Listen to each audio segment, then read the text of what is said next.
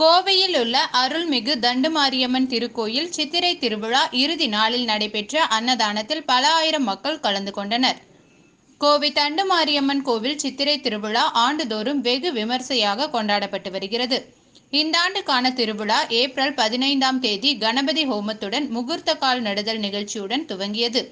தொடர்ந்து 16ஆம் தேதி கொடியேற்றம், பூச்சாட்டு, 18ஆம் தேதி அக்னிச்சாட்டு, 19ஆம் தேதி திருவிளக்கு வழிபாடு மற்றும் வெள்ளி சிம்ம வாகனத்தில் அம்மன் திருவீதி உலா, 20ஆம் தேதி குதிரை வாகனத்தில் அம்மன் திருவீதி உலா, 21ஆம் தேதி சிம்ம வாகனத்தில் திருவீதி உலா உள்ளிட்ட நிகழ்ச்சிகள் நடந்தன. இறுதி நாளன்று தமிழில் லட்சார்த்தனை நடைபெற்றது. இதனைத் தொடர்ந்து கந்தசாமி ஆர்ட்ஸ் ராஜமன்னார் குடும்பத்தினர் சார்பாக கோயிலுக்கு வரும் பக்தர்களுக்கு மகா அன்னதானம் நடைபெற்றது.